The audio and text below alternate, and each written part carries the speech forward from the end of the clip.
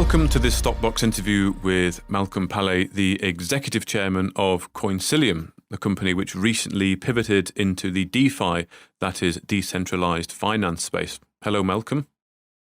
Hi, Mark. How are you? I'm good. And how are you?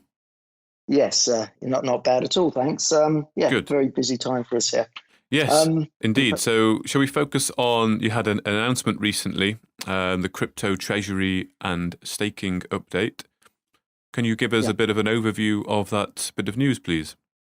Sure. Yeah, we announced this yesterday. We also have had a busy week because it had two other announcements as well, which are more strategic and both quite significant. So it's been a good week for us on sort of being able to report our progress. This particular announcement sort of really is referenced by the we did mention in our July 2020 announcement that regarding the company's new direction and the strategic review that we're undergoing at the moment, that we would be engaging in an active management of our treasury of cryptocurrencies and tokens. And this was the first opportunity that we had to just really lay the stall out and show where we stand from the starting point as to, what we're really starting with. Although we've sort of actively started, we haven't really been doing this for long enough to actually be able to demonstrate a track record. But the good news is that, the crypto markets have been performing extremely well since the low point in March. And with the various tokens that we've had and been earned through combination of the ICOs we've advised back in the past and other advisory clients who pay us in crypto, some of the tokens haven't been immediately convertible to cash or more liquid cryptos at a favorable price until the last few months, when we've been actively sort of switching out of certain tokens into other cryptos, and we've been setting up a system where we can actively manage our treasury position. So we announced on the 20th, but the position as from the 19th was that we had $575,000 US dollars thereabouts in denominated in crypto at that time. We also included that in that announcement that we have another vesting position of tokens, which is another $100,000. I mean, that sort of fluctuates a fair bit because of obviously crypto fluctuates, but the whole purpose of our treasury management strategy is that we want to make sure that we mitigate the risk on that and also maximize the opportunities that we have in that. So we wanted to say to actually just show that, look, we didn't know, because we don't treat these our cryptocurrencies as investments. We're not our investments have all been in equity positions. So, we couldn't put this in our portfolio. So this is really the first time we've had a chance to sort of show investors might not have appreciated that there was, this amount of funds in the coffers, so to speak. Which is say what we wanted to do. So that's where we are going forward. There's a lot of things we can do with this. We know the market very well. We know how to handle this treasury position, and we are quite confident that with the expertise that we're hope to be bringing in, and expect to be bringing in, should I say, in the near term, which will become apparent in further announcements, that this will be a focus. And there's also various things you can do now with DeFi models. You can stake tokens. I mean, different platforms have different ways of yielding returns for staking. It's not always an interest-based thing. So you don't always talk in terms of just loaning crypto and earning an interest rate. You can also use them for other service. There's leverage products, which we are sort of cautiously looking at, but again with on a collateralized basis. So we're not going to sort of go out as if this is a casino, if you see what I mean, and try and leverage it. We have got we've got disciplines in place to do this properly. And there's also other things we can do with some of our tokens, such as we have, because our relationships with platforms, the ability to to provide liquidity to certain markets for certain tokens. And if we get the chance to do that, we can buy those and put those in and earn a little bit more up the risk scale, but it's certainly the returns are there. So if we manage that, then that could be interesting as well. But liquidity kind of provision is an interesting one that we're sort of exploring as well. So again, early days, but nonetheless, that's in the tank. So we're not sort of in any way desperate, but we want to sort of make sure that we approach this professionally. We get the right skill sets in, and we can potentially extend the service to take advantage of any other opportunities we get with that. Okay, and is this releasing of value part of the pivot into the DeFi space, or has it always been part of the coin model?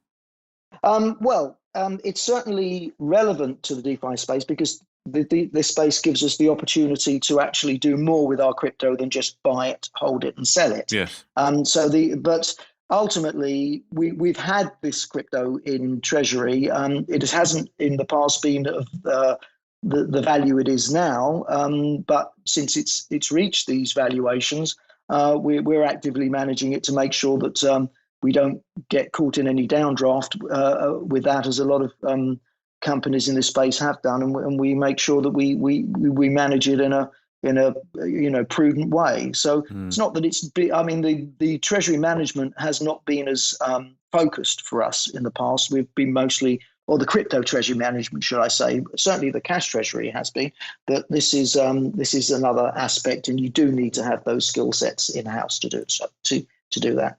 Okay, so that looks like a fairly robust position. And just looking at your share price, what's your view on the share price? Because it looks like it's been under pressure recently. Okay, well, I mean, we've got a mixed audience, so I'm not going to use any expletives. I'm absolutely, well, it's frustrating. I mean, that's a very, very light way of putting it, because, you do what you can, and you release news that you think that is going to, kind of show the market that you're moving in the direction, and then you have sellers coming in, and for whatever reason, I mean, it could be that they're not happy with the news. I wouldn't sort of find a logical way to explain that, but nonetheless, you never know what people think. It could be that they need the money and need the funds, and this is what they wanted to do. There might be, I've often seen that with when companies come out with good news and their sales come in, it's often because the window of liquidity opens up. So and that prior to that, in a small stock like ours, it wasn't there. But that said, my main frustration is not so much with one-off sells here and there. It's more to do with the way the market handles our share trading. I think our view is that whatever it takes, whatever we need to do, we want to make sure that in the long term, our shares can be actively traded by as many people as possible. We understand the restrictions that on a small market, a growth market like Aquis, and in turn they've kind of focused since Aquis took over Nex. They've publicly stated their intention is to increase liquidity. I mean, we've got to give them a chance to do this, but equally, we're not going to be sitting around just hoping for the best. So we are, putting in plans to ensure that long term, our company needs to have the right type of environment for investors to have confidence, that because that's what it's down to. It's confidence in trading. You're not going to want to buy a share that you can't get out of. So, and that's really sort of perhaps a legacy issue with the way the market's traded. We're constantly speaking to our brokers, and but I think, to be fair, I'm always an optimistic person, so I think if we didn't have this kind of buffer, and we know that we've got revenues coming in, we'd perhaps be a little bit more we are concerned, but it'll be a different situation. We're in control of the agenda here. So, it's still a priority, and it's still something we're not comfortable, we're not happy with. And I do sympathise with any shareholders, because ultimately, my background is as a private investor. I want to make sure that I get up when I look at my portfolio, it's moving in the right direction, and if it's not, then I've got control over what the outcome's going to be. So that's really it. I can't say too much now because there are plans afoot for us to address this properly. It's been a challenge for a while. I think what happened and what you see is once there's confidence that there's a two-way market there, then things can take care of themselves a lot better. But that's the fundamental thing I believe we need to address, and that's something we will be addressing. And as I say, hopefully we'll be able to provide the market with a little bit more colour on that going forward. But don't want to sort of get drawn too much into that, but just really want to make sure that any shareholders listening is aware that my concerns are aligned with theirs. And likewise, I'm the second largest shareholder in the company. Eddie's third. I'm marginally ahead of him. But meaningful amounts. I think I've got about 8 million shares. We want to grow the business and create value for all our shareholders by taking advantage of this highly attractive sector and the work we're doing. We know we're in the right place with, and we've also got I think it's probably gone off the radar a bit, but our largest investor is a strategic investor, which is IOV Labs, a company we're very close with. We're working with strategically. We formed a joint venture with them. They bought in January on the basis that we're doing JVs with them, and we announced our JV with IOV Labs Asia, and we see this as a really fertile ground for growth, and that should be a vote of confidence to in the strategy and also the support, because we offer a lot for them as well. So sort of going forward, we've got all to play for, and when you're in this space, this sector, when you actually really embedded it in it, I think investors perhaps only see what they sort of pick up from reports. Those that go a little bit further into the sector see the growth in it, particularly with DeFi right now. It's really gathering pace. And, again, sort of back to the investment side, our market cap is probably just over, at current price, if you can buy the shares at those prices, I don't know. But, I think gives us a market cap of about 2.5 million. We get startups in this space who look for funding, and they come in through the doors with an idea on a piece of paper at 5 million. It's not necessarily that we're going to invest in those, because we're more operational, but we know we can do deals, and we know that we're generating revenues. And we've announced on Monday our first DeFi advisory client, which is paying us a retainer. Also, we have a success fee if we get their model right. That project is about remodeling their token. So that's something that again will have DeFi characteristics to it, and we're quite excited about that as a very interesting opportunity, and one that we could make we could help their token holders and also get some serious upside from. And also, again, as we said in that announcement, there's a lot more of those types of opportunities out there. So we're sort of revving up to get involved in the space. Okay, good. Well, I'm sure shareholders will appreciate that, Malcolm. It's possibly as well, maybe with the switch into DeFi, just perhaps a lack of understanding around that concept. But it's something that you're clearly excited about, and you announced another announcement with your joint venture with IOV Labs. Do you think it's worth maybe giving a very brief overview of the DeFi model again? Yeah. I think yes, that's absolutely I think that would be very helpful.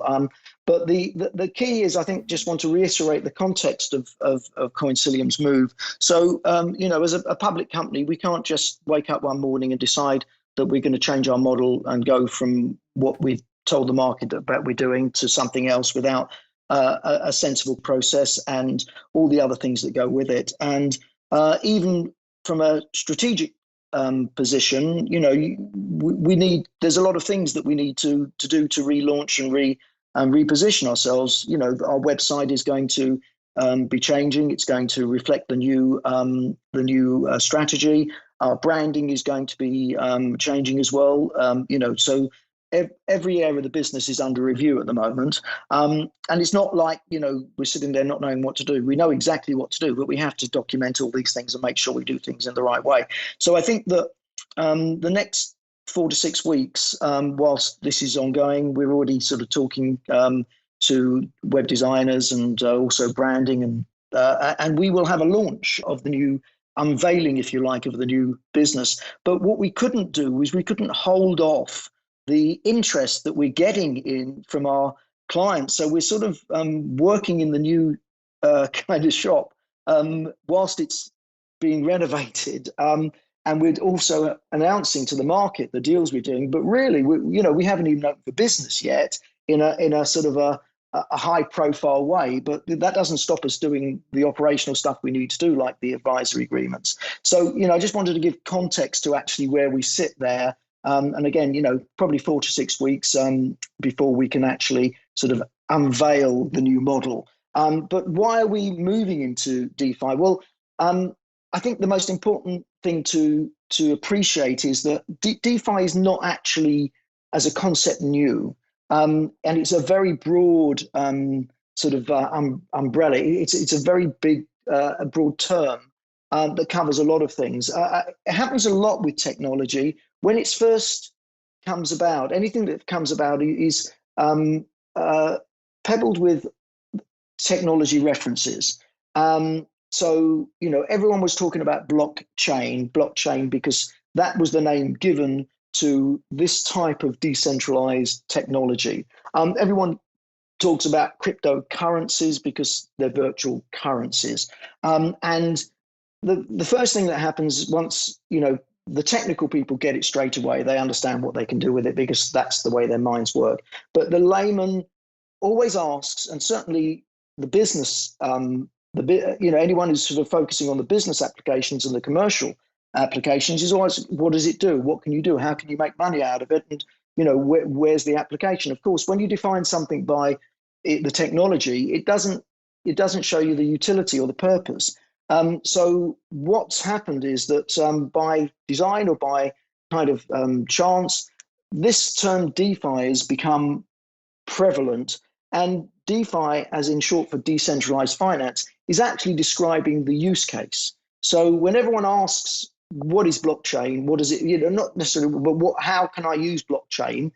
You then have got the most, if you like, the killer app, which is the first kind of defined use case, although it's been there for a while. So this is what cryptocurrencies and blockchain technology were designed to do, which is provide an environment for peer-to-peer, decentralized financial products and services to be sold without the need for a custodian. And that's really it. So you've got all kinds of experiments to sort of developing models and platforms that are offering various different kinds of decentralized finance solutions, and lots of areas of this sector are evolving. And a decentralized finance solution could be pretty much anything that's sold through a traditional custodian financial services enterprise, a bank, an insurance company, loans, credit cards, whatever they are. I mean, credit cards are perhaps the definition of a legacy financial models, but this technology is replacing a lot of, or is set to replace a lot of the traditional services, but only if it's competitive and if it's user friendly. And we're still at that stage where that's being developed. So ultimately, there's decentralized insurance offerings which allow groups to come together as a mutual, and with their tokens as collateral, they can offer insurance cover to people for certain sort of, at the moment, quite niche markets and products. But there's nothing to stop the once the major insurers start seeing what's going on, they could add to their capacity because that's always an issue for insurers. An insurer can only insure as much as they have the capacity to insure on their balance sheet. So, this is often runs into billions, but if they've got, a certain sector, so perhaps directors and officers insurance where, they're limited because they've got X amount in the pool and they've got, Y amount of demand. And they find that one client comes to them, wants £2 million worth of directors or £10 million worth of directors and officers insurance, and they can only find capacity for 5 million, then a model like this could subject to regulation and, a whole new, a lot of things that would need to happen before this can happen. But this is the future. So you'd possibly see that going out to a syndicate of token holders who have bought those tokens, and those tokens are effectively cash, but they can be staked, and those tokens can actually represent the collateral, which will give the insurer more capacity. That's just an example of one model, and there are, hundreds of models. At the moment, the biggest move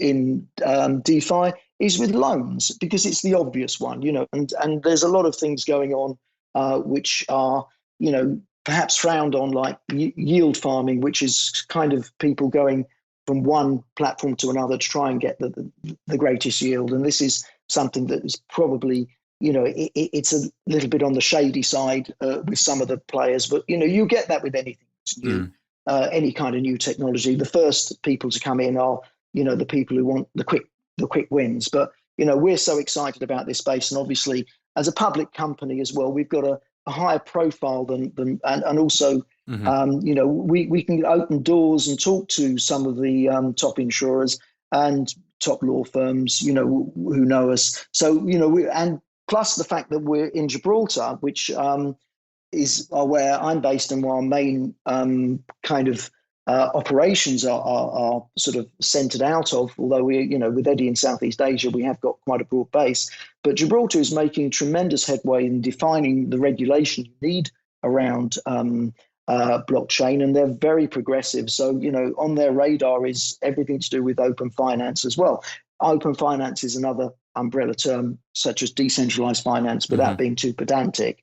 It also, there aren't too many models that are purely decentralized, that are completely decentralized. Some of them are, we refer to open finance because that's what it is. It's open to anyone who wants to get involved, but there are elements of centralization there. But ultimately, I think, going forward, the offerings will be a blend of both. And Gibraltar's very progressively exploring how to ensure that the regulation works for the participants and also offers the degree of consumer protection that is going to be needed going forward.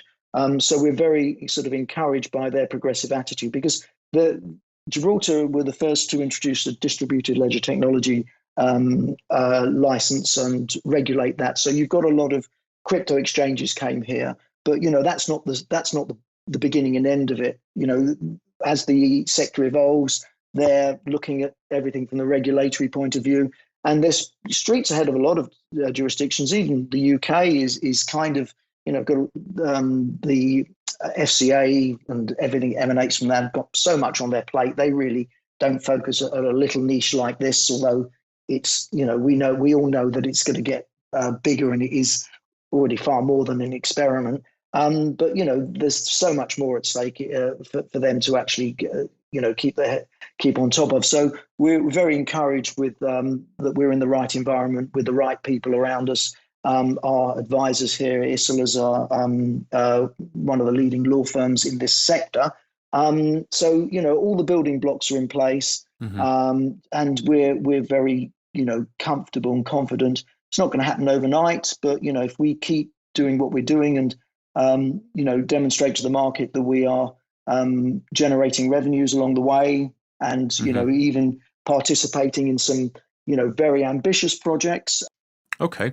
Well, thank you very much, Malcolm, for that update. And I think, although you say it is a relatively, it's not a new concept, I think perhaps the mainstreamness of it, if I want a better word, is relatively new, and it's perhaps just raising that awareness. But as you say, the website's coming along, will be changed, and I look forward to talking to you again when that happens, and of course, as you start to progress in this new exciting space. Well, thank you very much for your time, Mark. Appreciate it. No problem. Thank you, Malcolm. Okay. Thank you for listening to this Stockbox interview. For more information, interviews and videos, visit our website at stockboxmedia.com or give us a follow on Twitter by searching @StockboxMedia.